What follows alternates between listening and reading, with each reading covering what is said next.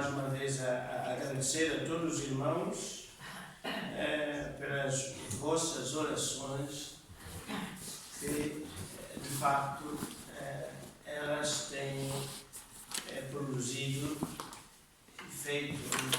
Deus tem, como sempre, atendido as nossas orações, as vossas orações, mesmo quando Ele responde no sentido contrário que nós desejamos. E esse direito ninguém pode questionar. Ou melhor, podemos questionar, mas não nos adianta nada, né? Ele decidir, está decidido. Meus irmãos, o Evangelho segundo Lucas, a partir do capítulo 24, Evangelho de Lucas, capítulo 24, a partir do verso 13.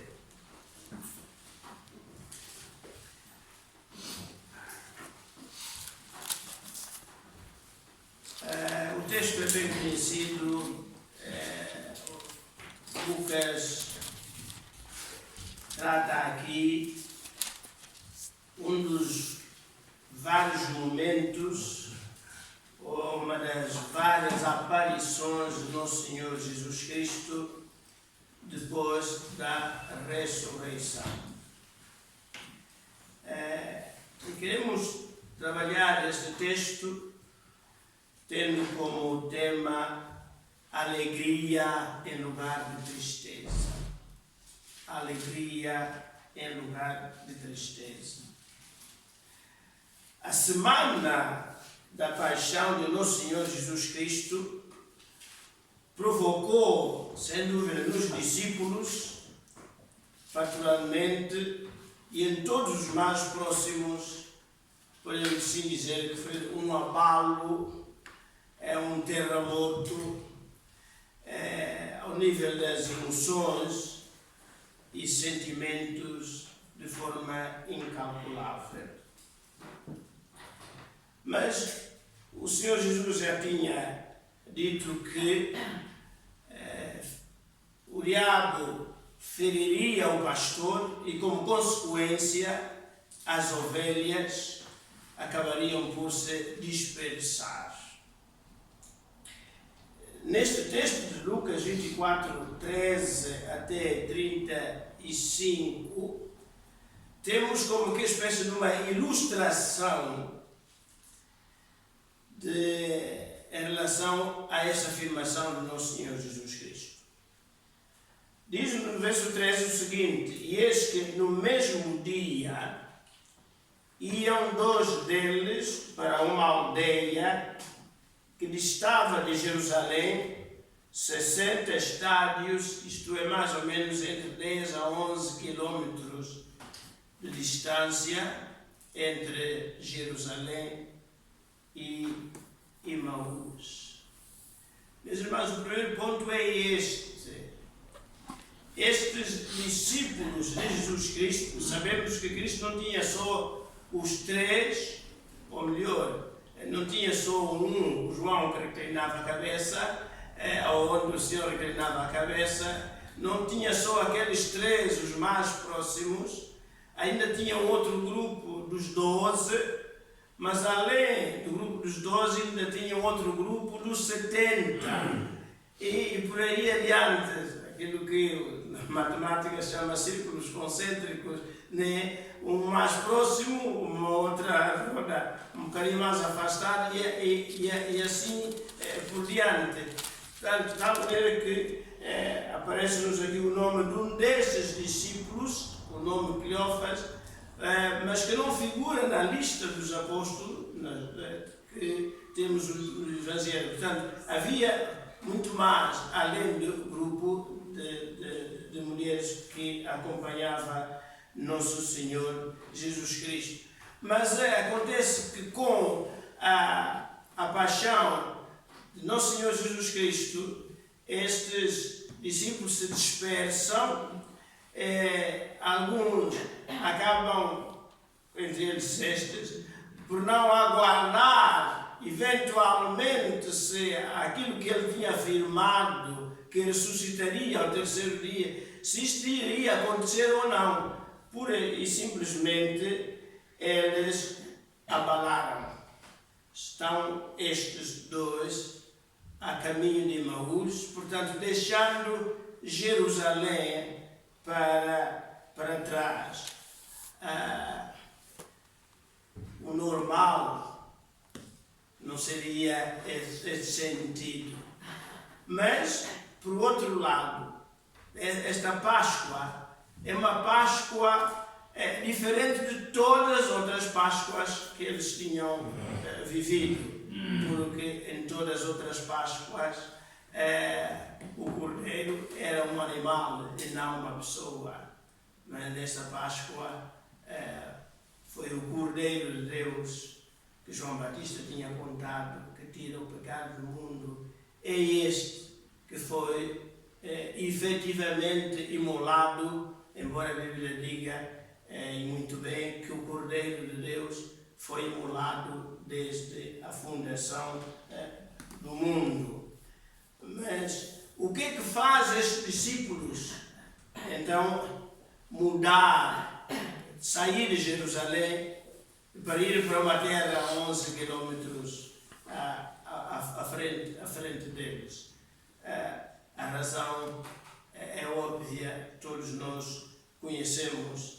Diz o verso 16 que os olhos deles estavam fechados. E diz o verso 17 que eles estavam tristes. E um pouco mais à frente diz que eles tinham perdido a esperança. Mas antes, isto, verso 21, mas antes, meus irmãos, de voltarmos a olhar para estes textos, importa ir para o verso 33, e o verso 33 o que é que diz? E na mesma hora, levantando-se, tornaram para Jerusalém. Digamos, o texto de Lucas começa no verso 13 dizendo que eles estão a sair de Jerusalém, a caminho de Emaús. E no verso 33 diz que eles estão a regressar para Jerusalém. A questão para nós aqui, meus irmãos, é esta. Mas afinal de contas, o que é que se passa com estes discípulos? Eles não têm personalidade, eles não têm convicções, eles não sabem o que hão de fazer, estão de tal maneira perdidos que andam para um lado e voltam para de onde tinham saído. O que é que aconteceu neste intervalo entre a saída deles de Jerusalém e agora, estando em Emaús, querem regressar para Jerusalém? Meus irmãos, na vida, muitos de nós já fizemos o percurso destes discípulos.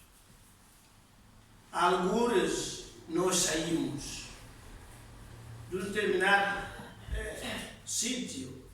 Acontece com muitos casais, talvez todos nós conhecemos casais assim, que no decurso da vida conjugal, ou a esposa ou o marido, portanto, resolveu abalar de casa. Saiu de casa. E esteve tipo filho pródigo durante uns meses, alguns até anos. Todos nós conhecemos alguns que estiveram fora de casa 10 anos, 15 anos, 20 anos, outros até mais. E quase que já coxos e mal podiam andar, resolveram voltar para casa, juntar-se ao marido ou juntar-se à esposa, enfim, para ter alguém, ao menos, que os acompanha nos últimos instantes da vida. O que acontece no meio com esses discípulos é que o Senhor Jesus, depois de preso, julgado, condenado, sepultado, eles ficaram, como vimos no verso 16, de olhos fechados, como diz o verso 17, ficaram tristes e por outro lado, perplexos, diz o verso 18, e não sabes as coisas que dele têm sucedido nestes dias. E diz, as que dizem a respeito de Jesus Nazareno, que foi varão profeta, poderoso em obras e palavras diante de Deus e de todo o povo. E diz o verso 21, e nós esperávamos que fosse ele o que remisse Israel. Meus irmãos, aqui está a chave porque que os olhos deles estavam, Lucas diz que os olhos deles estavam fechados. Depois de cerca de 3 anos, Jesus quis ensinar a estes e a muitos outros.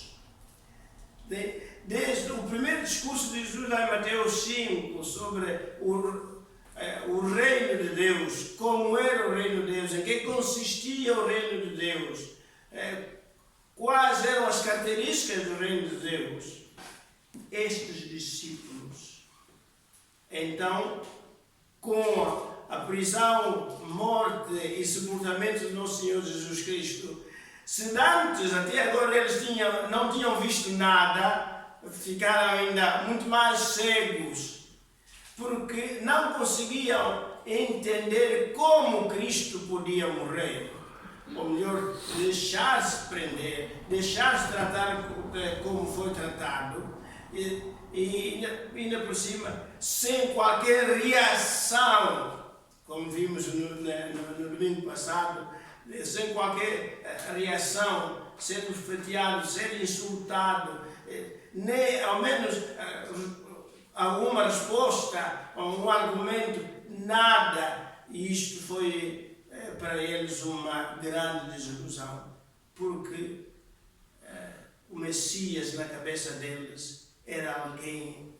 que chegaria como o rei David, o guerreiro, né, que derrotasse os romanos e quaisquer outros povos, mas nosso Senhor Jesus Cristo não fez isso e nem permitiu que alguém fizesse. Por isso ralha com Pedro e diz, não, meta a espada na tua bainha, porque quem usar a espada vai morrer. E daí o desespero dele do verso 21, e nós esperávamos que fosse ele que remisse Israel.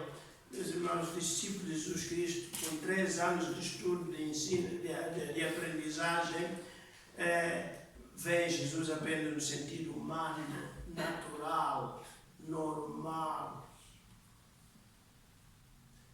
Quantas e quantas vezes eu, o irmão, a irmã, mesmo depois de muitos anos de vida cristã, muitos anos de leitura da Bíblia, com a Bíblia, as folhas já todas amarrotadas, como algumas das minhas Bíblias, e mesmo assim não conseguimos enxergar o verdadeiro valor espiritual da palavra e entendemos e interpretamos a pessoa de Jesus Cristo à nossa maneira e não a maneira correta. E ele diz no verso 22, é verdade que também algumas mulheres de entre nós nos maravilharam, as quais de madrugada foram ao sepulcro e não achando o seu corpo, voltaram dizendo que também tinham visto uma visão de anjos que dizem que ele vive.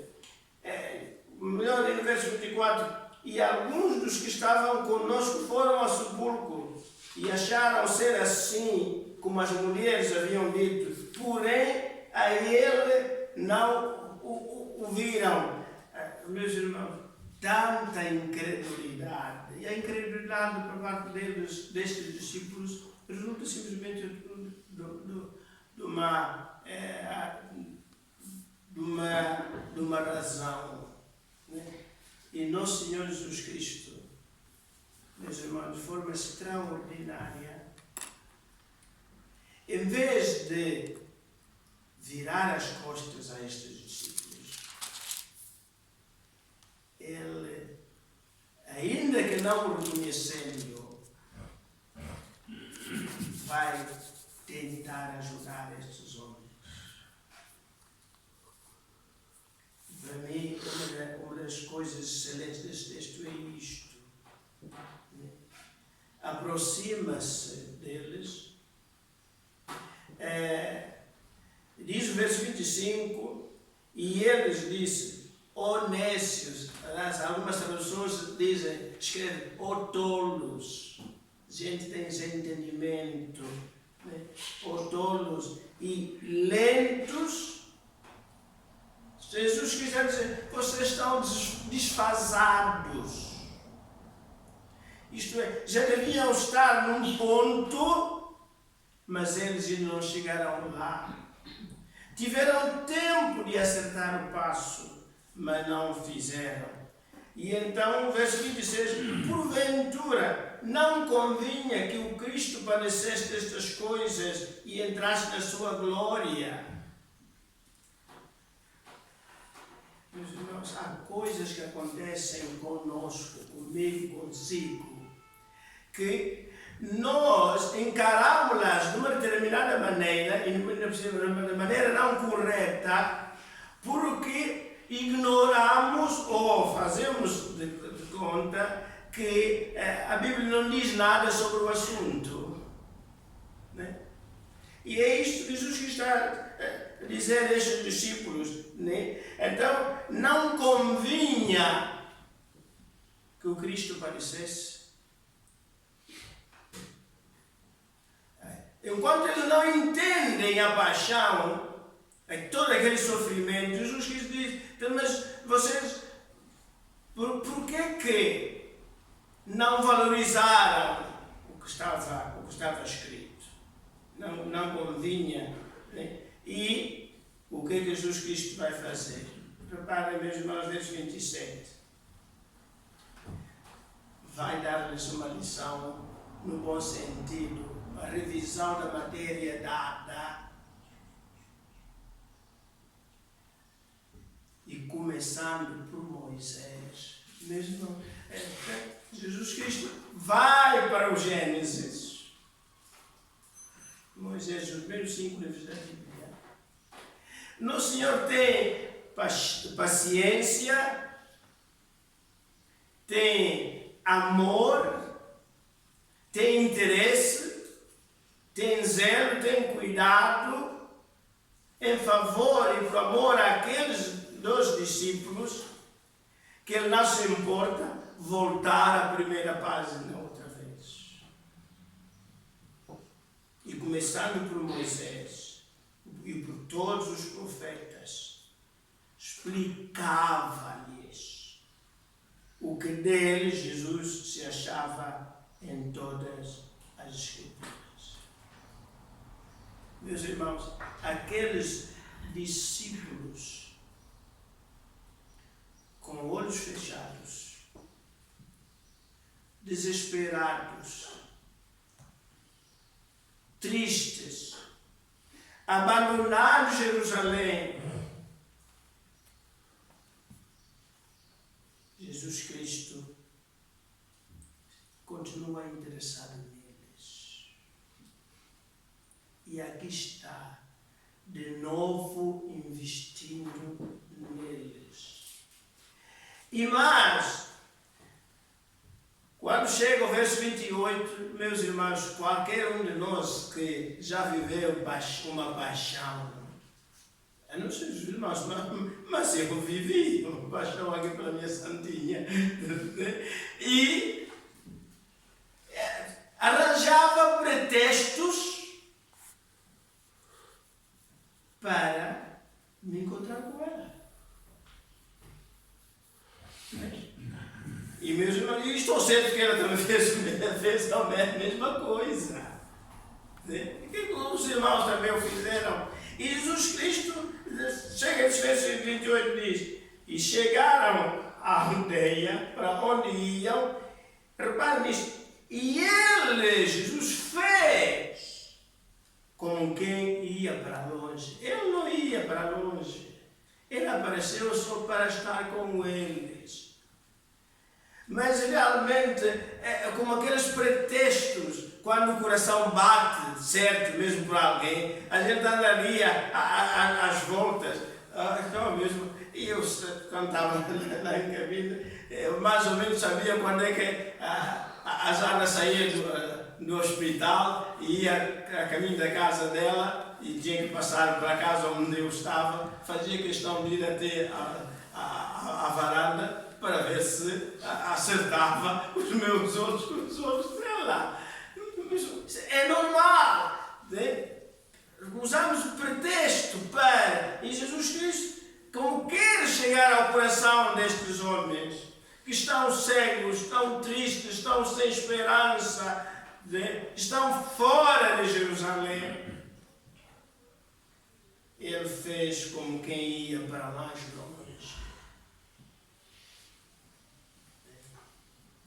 Ele não os queria forçar, queria apenas saber, criar oportunidade, como dizíamos há um domingo atrás, oportunidade para chegar de novo ao coração destes homens. E, meus irmãos, felizmente estes discípulos, apesar de tudo, continuava a ser gente bem educada, né? E hospitaleira. Verso 29. E eles o constrangeram, dizendo: fica conosco.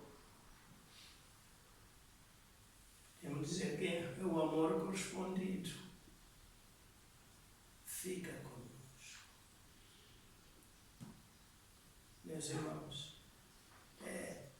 devemos dar graças a Deus quando, apesar de tudo, nós estamos completamente perdidos. Nós estamos tão cegos ao ponto de já não haver possibilidade de recobrar a vista. Quando o nosso coração, ainda que é endurecido, ainda seja capaz, digamos, com manobras de reanimação, voltar a pulsar, espiritualmente falando. Fica conosco, porque já é tarde e já declinou o dia. E claro, era isto que Jesus Cristo queria. E entrou para ficar com eles. E então, meus irmãos, aconteceu que estando com eles à mesa, tomando o pão, o abençoou e partiu e lhe deu. E finalmente, verso 31, o contrário do verso 16, abriram-se-lhes então os olhos e o conheceram. No fundo, trata-se de Jesus queria recuperar aqueles discípulos. Não fazia sentido no plano de Deus que eles se afastassem de Jerusalém, porque ainda não tinha chegado o tempo. Todos nós conhecemos que quando Nosso Senhor ressuscita e antes da sua ascensão, recomenda aos discípulos que permanecessem em Jerusalém até que do alto chegasse, fosse enviado o Espírito Santo para os capacitar. Não estavam reunidas as condições para eles saírem de Jerusalém.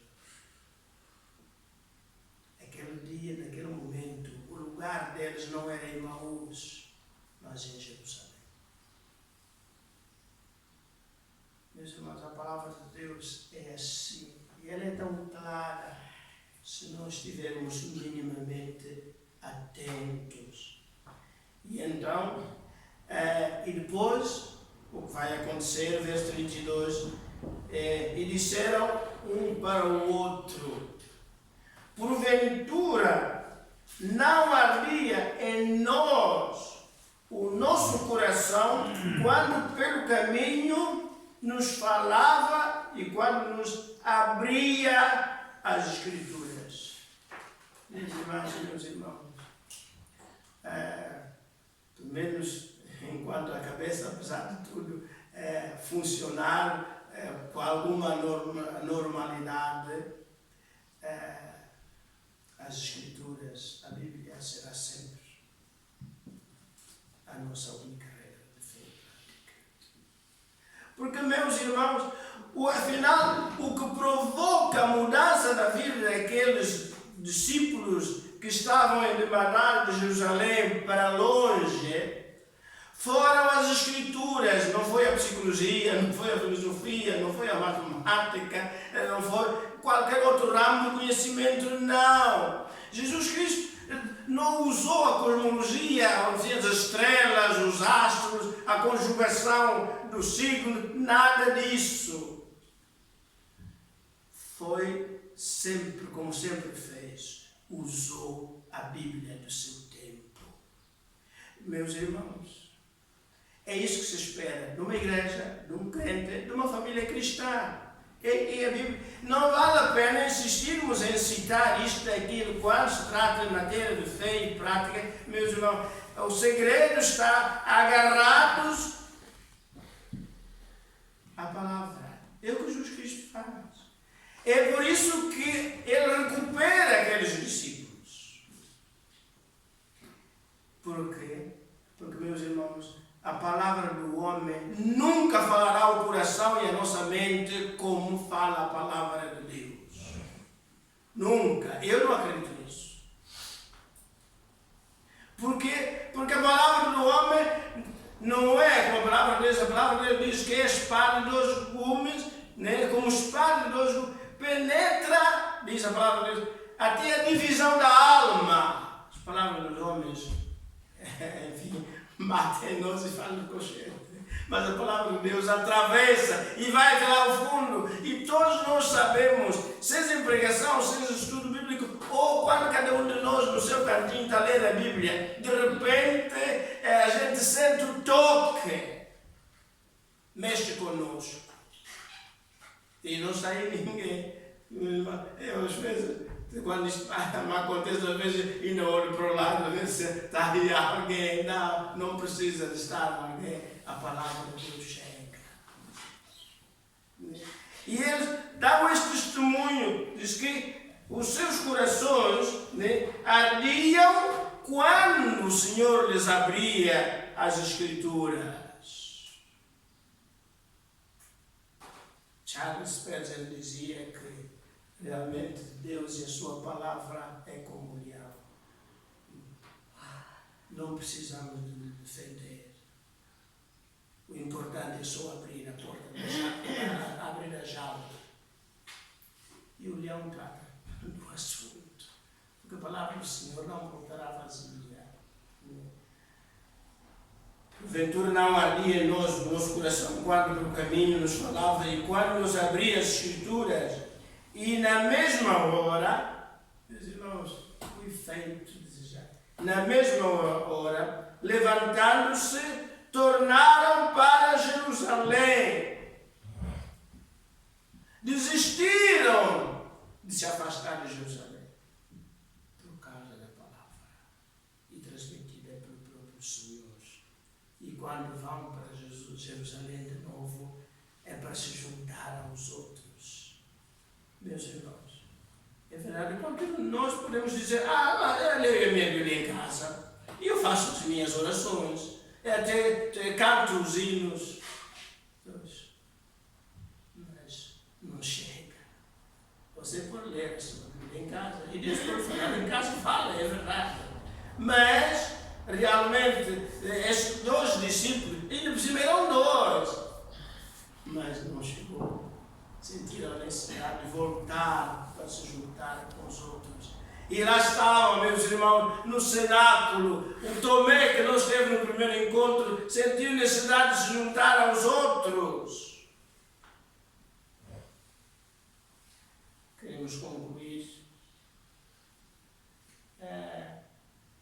O verso 34, meus irmãos, que beleza. Juntaram-se, acharam congregados os 11 e os que estavam com eles, os quais diziam, vejam, meus irmãos, a partilha, por isso é que Hebreus 10, 25 diz, não deixando a nossa congregação, como é costume de alguns, mas devemos para nos estimularmos uns aos outros. E eles estão aqui, os 11 e os que estavam com eles, os quais diziam, agora este conjunto, ressuscitou verdadeiramente o Senhor e já apareceu acima. Parece uma adenda, mas não é uma parte substancial deste texto. Todos eles, incluindo estes dois que regressaram, né, quase ao uníssono diz, não, o Senhor ressuscitou mesmo. Meus irmãos, lembram-se no texto que lemos aqui, o problema daqueles dois discípulos é que eles dizem que apareceu. Mas agora essa hipótese está dando, já não é uma hipótese, é uma realidade. Né? Apareceu verdadeiramente a Pedro. E o amor de Deus é assim. Meus irmãos, não é por acaso que Lucas diz aqui isto, que apareceu a Pedro.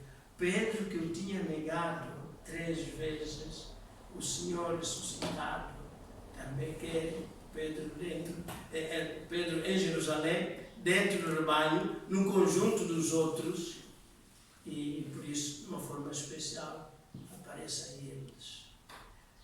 Já não há razão para pensar que talvez não foi, não.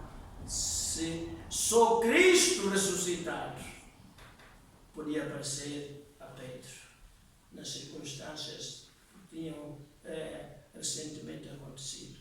Porque se não fosse Cristo, já não queria saber de Pedro para nada. Porque o Pedro tinha negado. Mas se ele aparece a Pedro, é porque era mesmo Cristo. Mesmo mas este é o nosso Cristo. É um desafio para mim, para si, para cada um de nós. O nosso lugar é em Jerusalém, né? Junto com os irmãos. E para que o Senhor nos capacite, para então depois podermos sair e ir por todo o mundo.